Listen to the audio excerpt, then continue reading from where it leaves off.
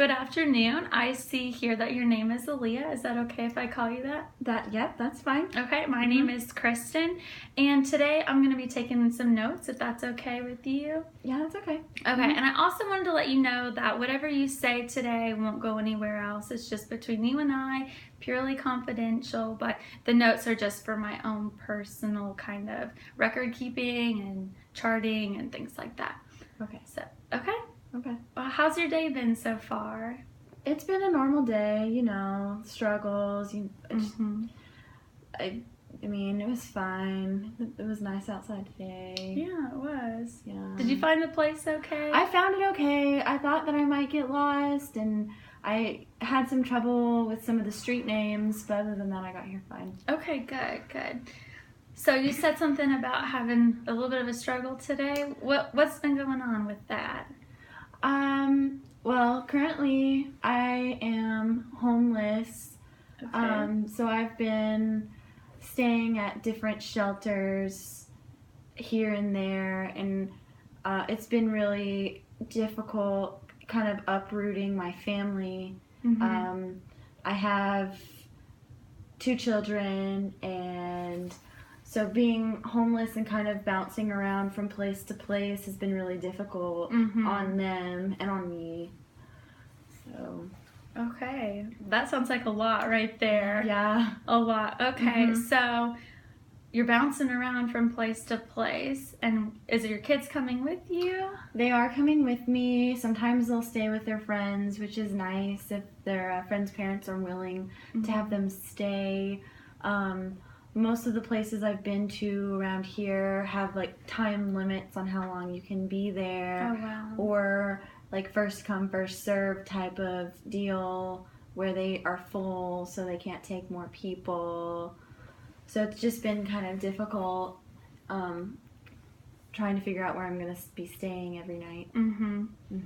Okay, so you would say that coming in today, your main kind of goal, what would you say your main goal is? Maybe to find somewhere, not permanent, but a little bit like longer lengths of time until I can figure out what I'm going to do permanently. Okay, that sounds good. Okay, so tell me just a little bit more about the difficulties of switching from place to place. So going from shelter to shelter is hard. You have to bring everything that you own with you, carry it in your car. So I have a car, but it breaks down frequently. So sometimes that's a struggle, because then I just have to leave at places and take public transportation, which that costs money. And it's just, that's been really difficult, having a car that's not reliable and having to move from place to place.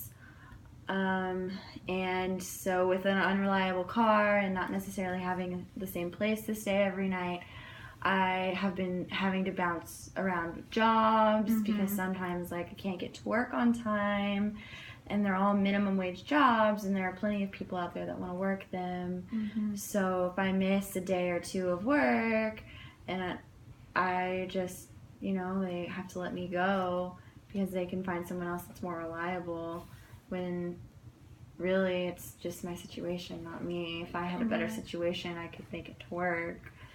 So that's been difficult. So it's just a big, circle of things. It's going to be really hard to find a place to live if I don't have a stable job. Right. So. Okay, so once again, that sounds like a lot, bouncing from place to place, and so you are working. Am I hearing that correctly? I am working whenever I can find a job. Currently, I do work.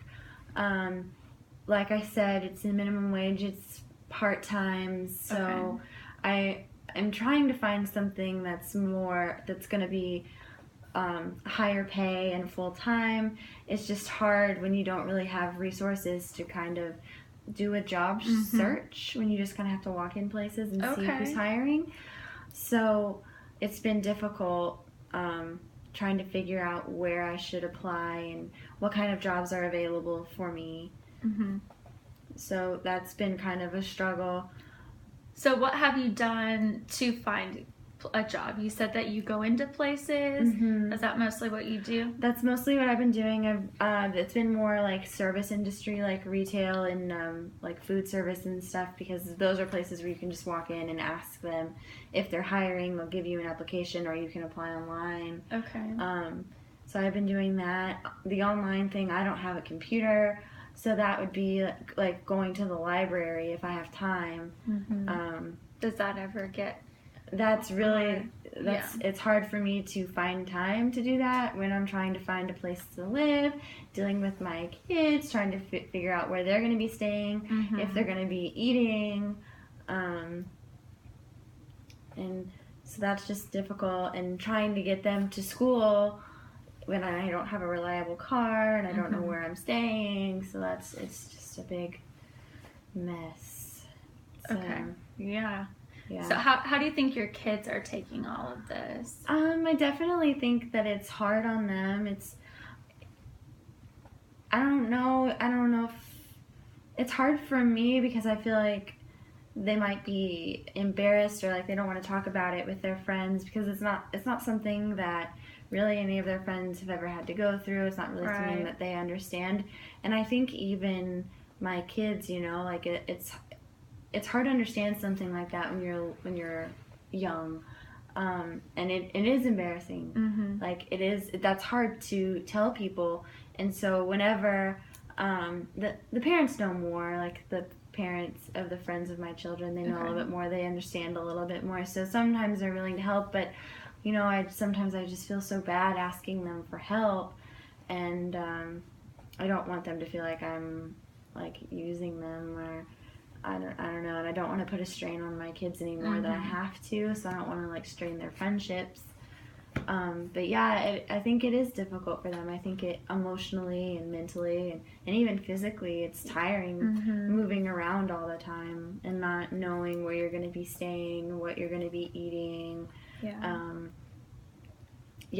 So it's exhausting. Like sometimes we won't find a place to stay until really late at night, and then they don't get all their homework done because it's so late, and then sometimes they don't even make it to school the next day because I don't have a way to get them there. So that's difficult too. And then the school, they'll call and they'll get angry or upset, and it's just really difficult trying to make sure that their needs are being met. So okay, do you have like a support system, since you have so much going on with you and your children and finding a place to stay and finding food? What do you have, any kind of support system or anybody that you lean on, or is it just mostly you? It's mostly me. Like I said, some of their friends' parents will help here and there with food or letting the kids stay. But mostly it's me. I don't have any family around here. Okay. So my family's pretty far away, and so I really don't have them to lean on or to help me.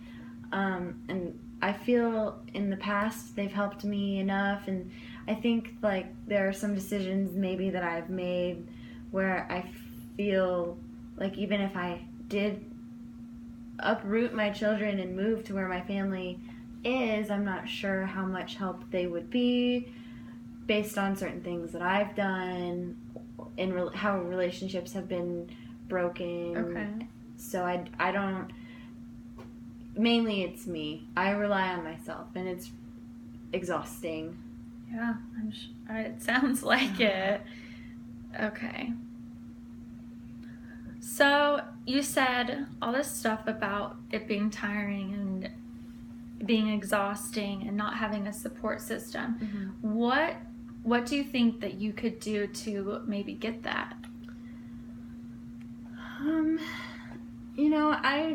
I feel like maybe part of my, I don't know if I necessarily want to call it a problem, is that I wouldn't say that I'm prideful, but I have a hard time asking people for help. So that's part of my problem, is that I don't ask people enough because I don't want to feel like a burden. Yeah. So I think that as far as the support system, it could be better. I could have a support system there if I were more willing to add